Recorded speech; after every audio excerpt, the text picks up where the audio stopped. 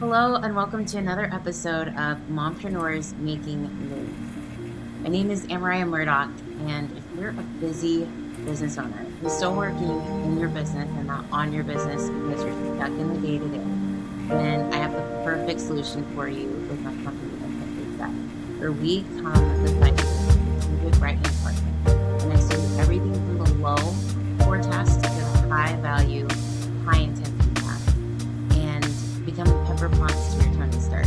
So if that's you and you're curious, please reach out because we are open to new clientele. But for today's episode, we are talking about being a full-time mom to a six-figure bookkeeper and how our guest, Melissa, built a booming business from home. So if you've ever wished you could earn a steady income from home without a degree or corporate schedule, then this episode is for you. We're going to sit with Melissa and we're going to talk about how she left corporate America to build a thriving bookkeeping business that now earns nearly $1 million a year. And it's for anyone, stay-at-home moms, dads, military spouses, who's ready to start something that they can do even without with no experience and create that flexible lifestyle. So, Melissa, how are you today?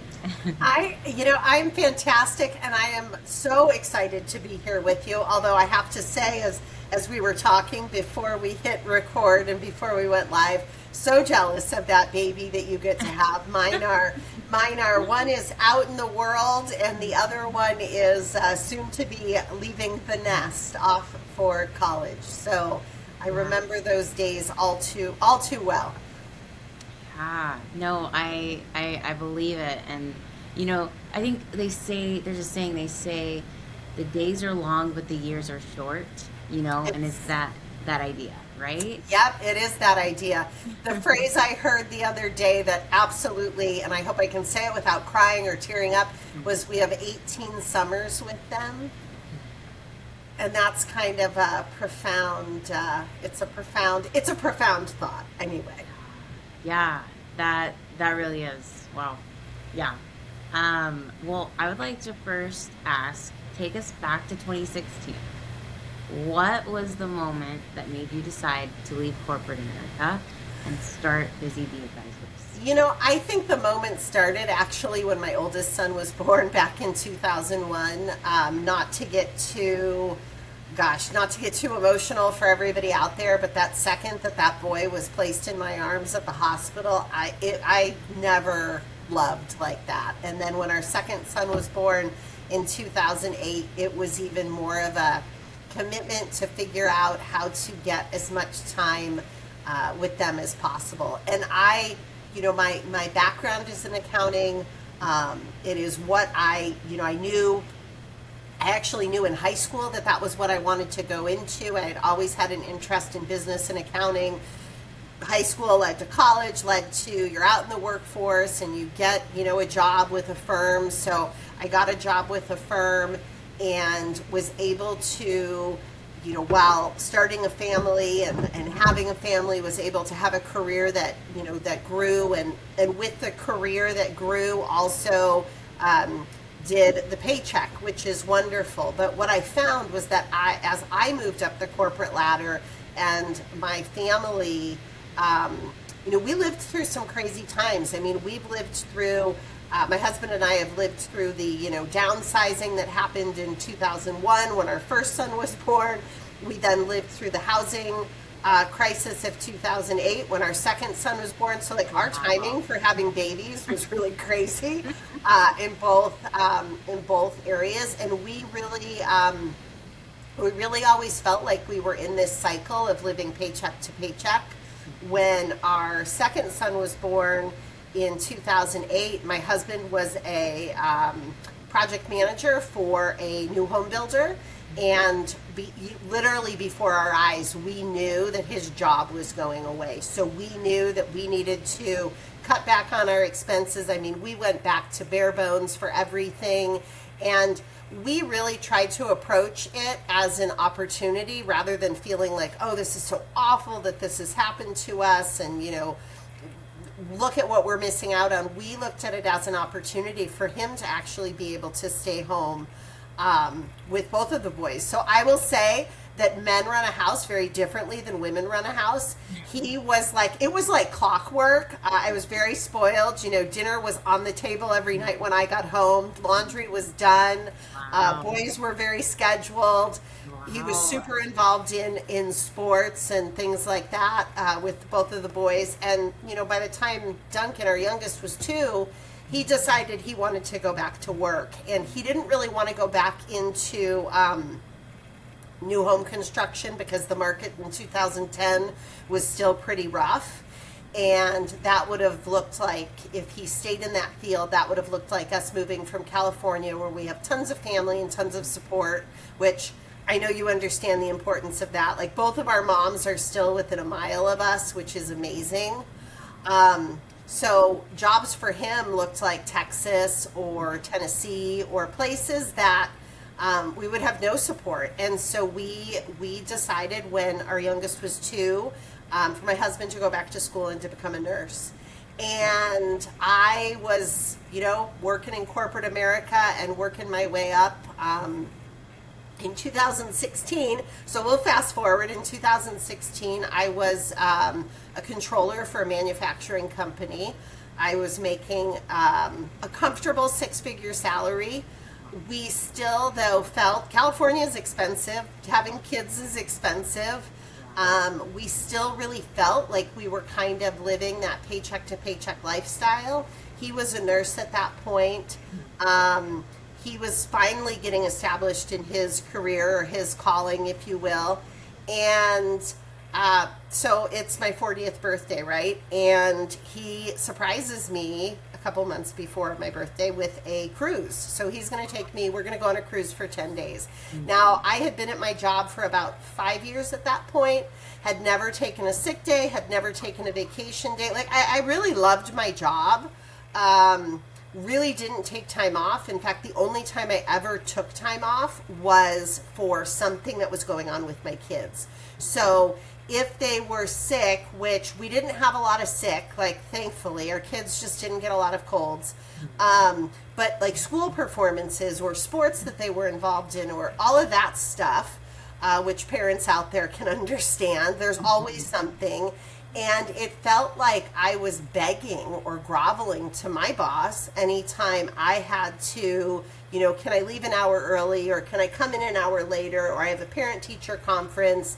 And it really was frustrating to me. It was, you know, it was the feeling of, well, I'm an adult, I'm getting my job done, I'm performing as what I've been hired to do, right? Nothing's slipping because I'm having to miss an hour or something like that. So there was frustration that had been building for a while, for probably 2 or 3 years at that point. And I'm seeing this time with both of my boys just fly by. Like, not only did the days feel short, but the years felt short. And I knew when we went on that trip that one thing that I just remember as we left being so heavy on my minds was, I'm running out of time with this boy. And I adore, as all moms do, but, you know, I adore my sons. I love spending time with them.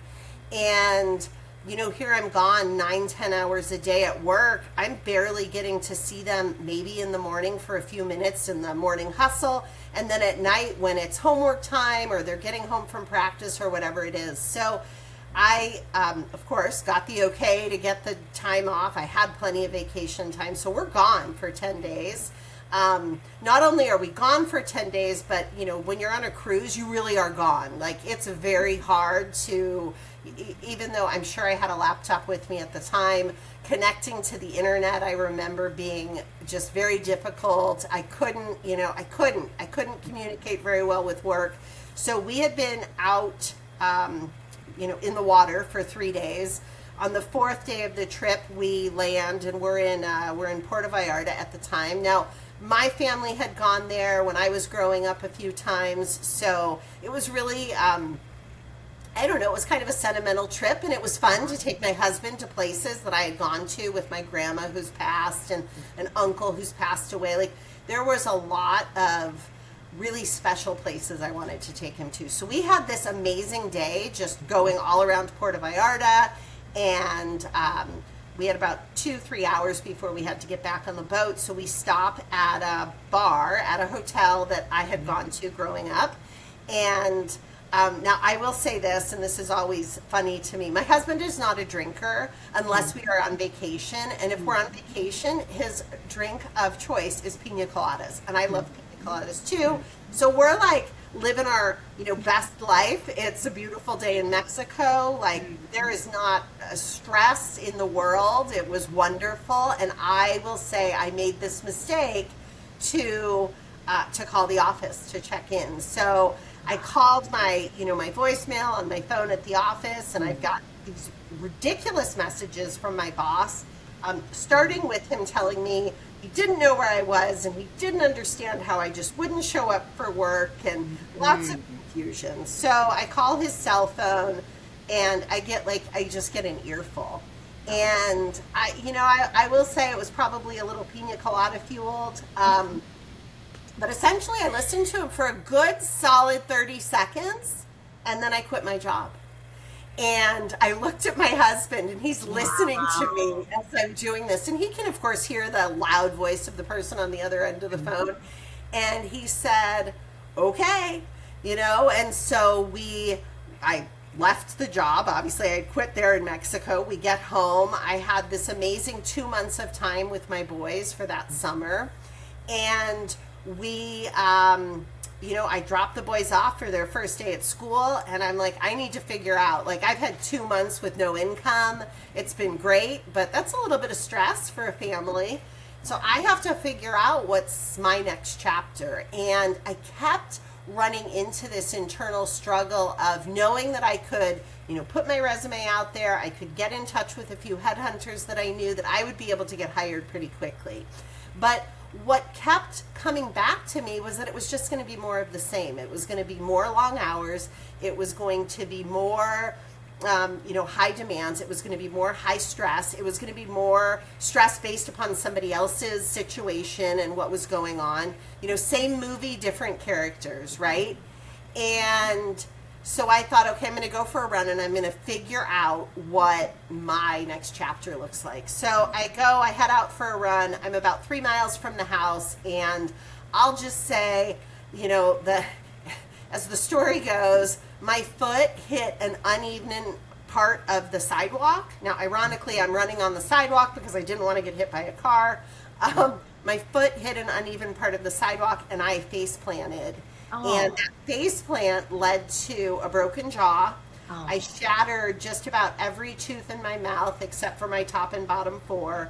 So the end result of it was 17 root canals, implants, several surgeries. It was horrible. And so it delayed this, now it went from 2 months of me being out of work to close to 6 months to me being out of work. And we were at that, if the emergency alarms in our financial life could have been going off, we were there. And so sit down, I'm talking to my husband. He's like, you need to go back to work. If you feel able to, you need to go back to work. And so I remember looking at him, and I remember saying, I need 2 weeks.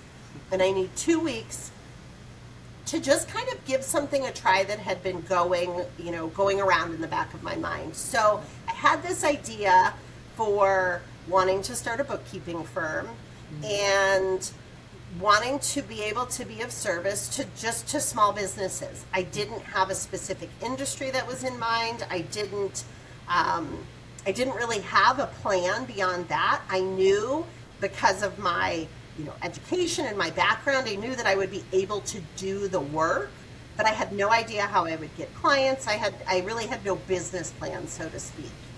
And put some feelers out there, didn't really get much of a response, went to a few networking events, didn't get much of a response, and I had this 2-week timeline that was ticking, if you will. And on day 11 of the 2 weeks, a friend of a friend's reached out to me and said, hey, here's my situation. This person, who I didn't even know the person who had given them my name, it was 3 people deep, right? This person knew this person who knew this person who knew them. But somehow they had gotten my information and that I would be able to help them as far as being a remote bookkeeper, which is exactly what they were looking for. They were in this transitional phase in their business, and so like I just say the stars aligned. And that first client, I knew that it would be for a limited time. I knew that they would only probably be a client for about 6 to 9 months, because their intention was to go from being completely remote for their office to they were actually in the process of building a space out. So as soon as they built the space, I would essentially be helping them to hire my replacement, so to speak. So I utilized that time to build a business, and by the end of 2016, we were on track to clear just over $500,000 just in bookkeeping revenue.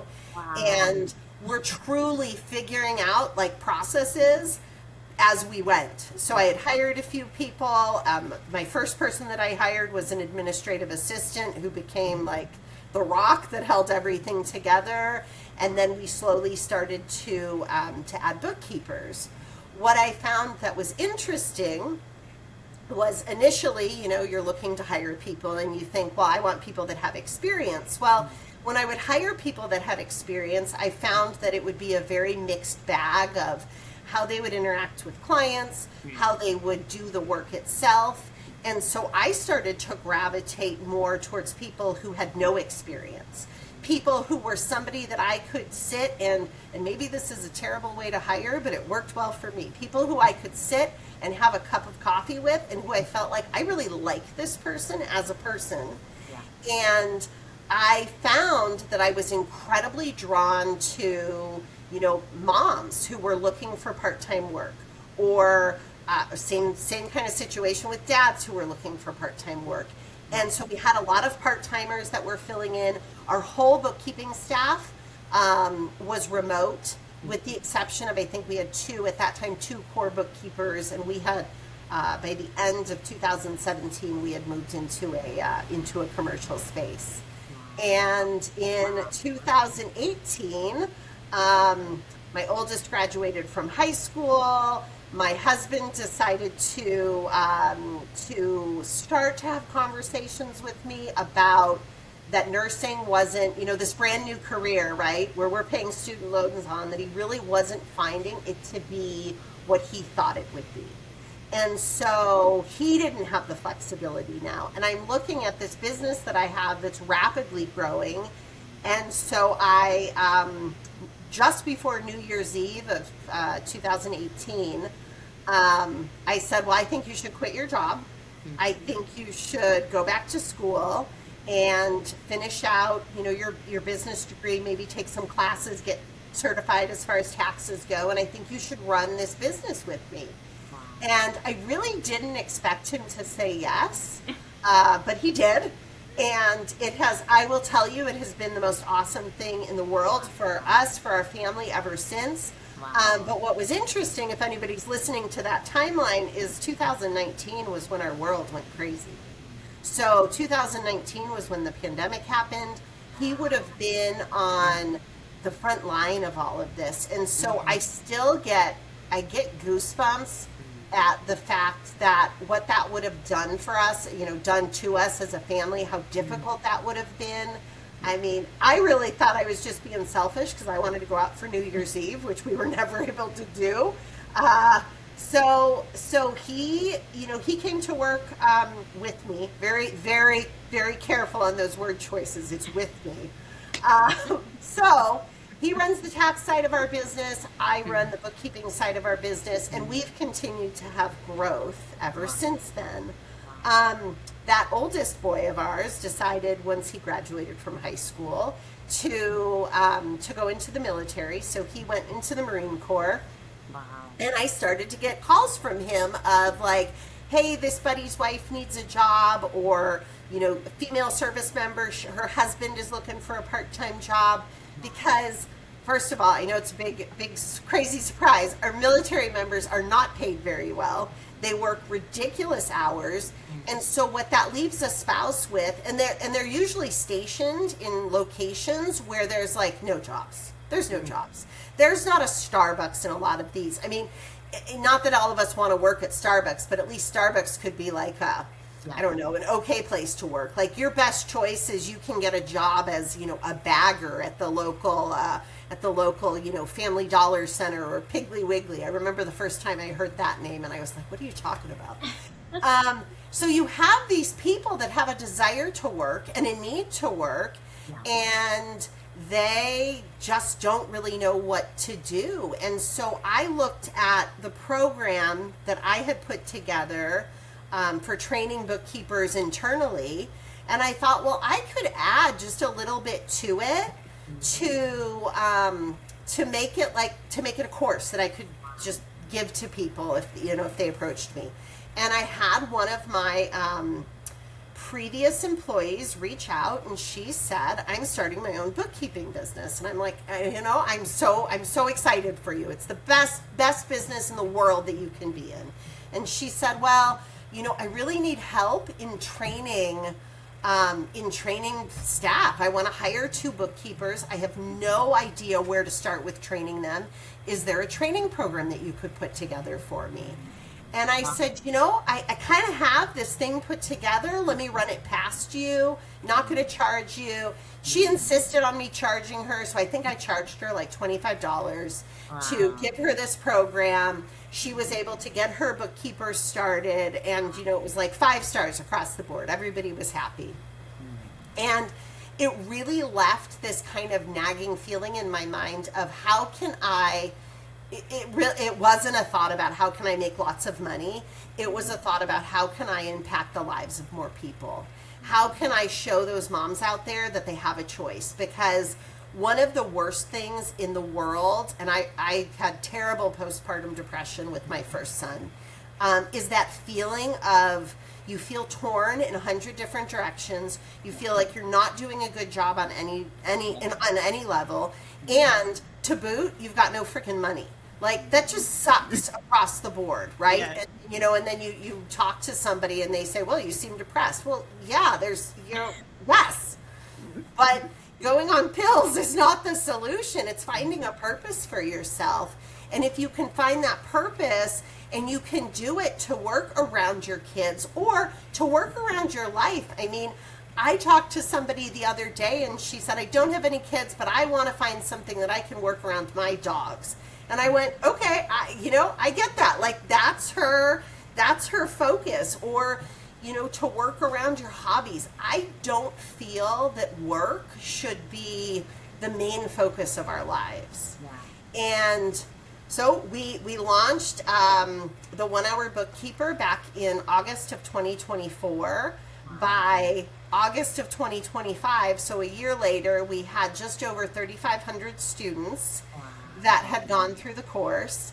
So many hundreds of people that I've had the opportunity to talk to and to work with, and it's just it's been the most amazing journey ever. So that is my story. It's it's filled with lots of excitement and drama and all of those things. And I think back on it sometimes and I go, God, we really did get through that. We got through the setting up a commercial space, and 2 days after having somebody break in and steal all of our computers, and and all the craziness of it. But after the pandemic, we actually moved from the commercial space back to our house, which is where I am now. And my husband literally has his office upstairs in one of our extra bedrooms, and I'm downstairs, just so we're not totally on top of each other. And we run a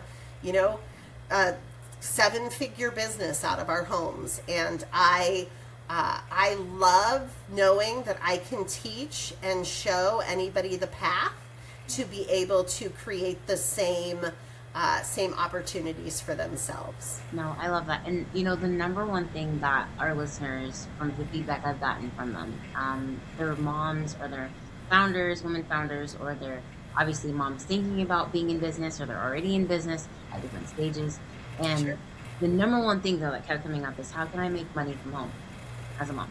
Period. Yep. That's what all of them wanted to know, for obvious reasons, right? And so this is literally answering that ask. And so here's what I want to do. Let's do a few questions, like 5 questions, what I call rapid fire. So I'm Okay, just I love it. I probably know all the answers. so I'll say a question and you'll just give me something super quick, like 1 to 2 sentences or so, You got it. and we'll go to the next one. Okay, so um, if I want to go ahead and take your course, where would I go? Where do I Uh, apply? so the number one, ourbookkeeper.com website will take you through everything you need to know. Perfect. Okay. What about sourcing clients as a bookkeeper? Is that something that I should be concerned about?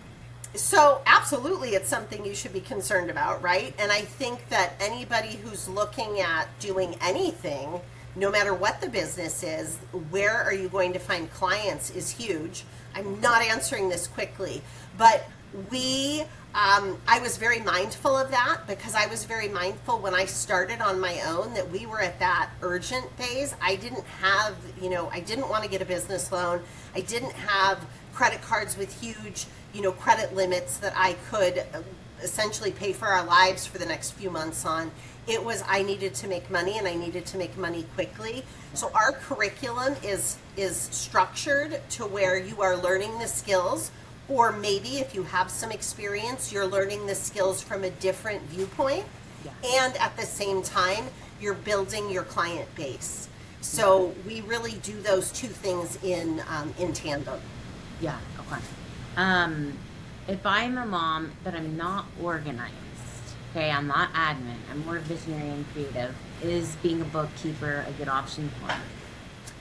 Now, I'm a little bit biased, and I'm going to say if you need money to be able to support your family, then bookkeeping is a fantastic option for you.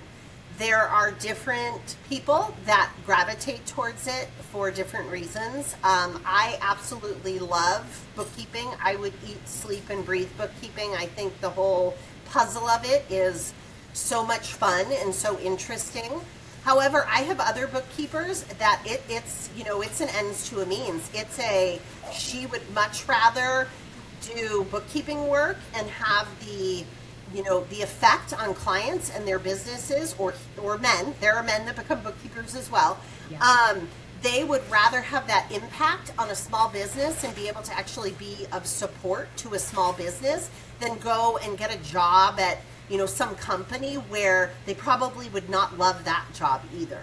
So I will say the second part to that is a lot of people will tell me that, oh, I'm not good with numbers. Yeah. And my kind of thought process to that is if you can follow a recipe, then you can learn the skills needed to be able to become a bookkeeper. Okay. No, that's perfect. And what would you say to the mom who's at her wit's end and absolutely exhausted, and she's tried all the things? There's a lot of gimmicks out there in terms of There are. figure out what you want to do with your life and barely work but make a ton of money. So what would you say to the mom who's burnt out on those things, but she still has hope that maybe somehow she can create the life that she wants for herself, but she's just tired? What would you say to them? For that mom, I would say let's jump on a call. Let's have a conversation heart to heart. When we first launched, we had this amazing, very, very talented marketing person that I had hired who I was spending a lot of money on his services, and he was really of the mindset of we just want to sell as many courses as possible, right? And I had a woman that called and she said, well, I have to decide between paying my rent this month or purchasing your course. And I at that moment, there was a disconnect between how this was being marketed and where my heart was. And of course, the conversation with her went, you need to pay your rent.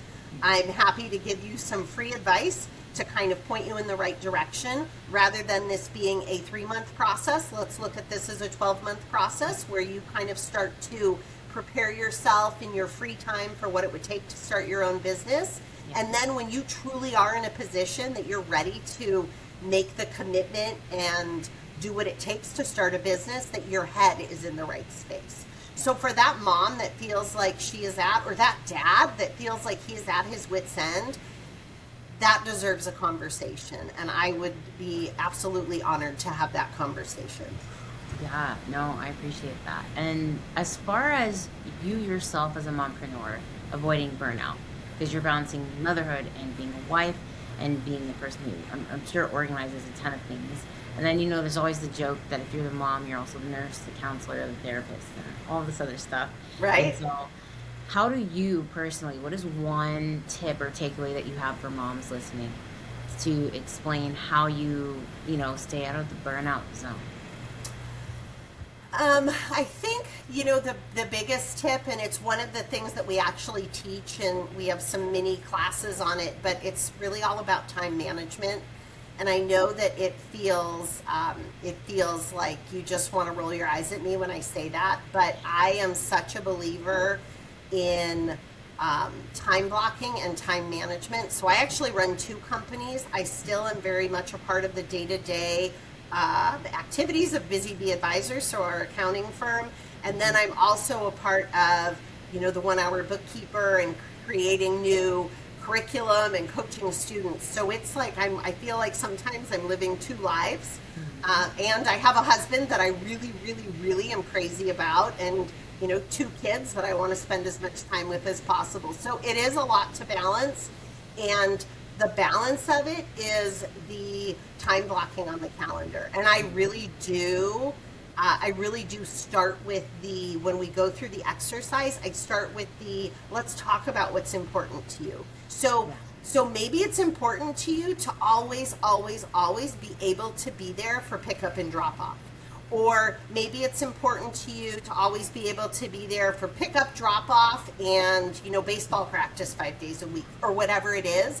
And our personal priorities get put on that calendar first, and then we work a business in around it. And what you'll find is that if you know when it's work time and you have that as your dedicated work time, even if it's for an hour, and you know exactly what you're supposed to do during that time, you become so effective that you then don't feel guilty when you're sitting there at the baseball field watching practice. And you don't feel guilty about your kids when you're sitting and you're having that work time. You actually find that you feel like you have more of a balance in your life.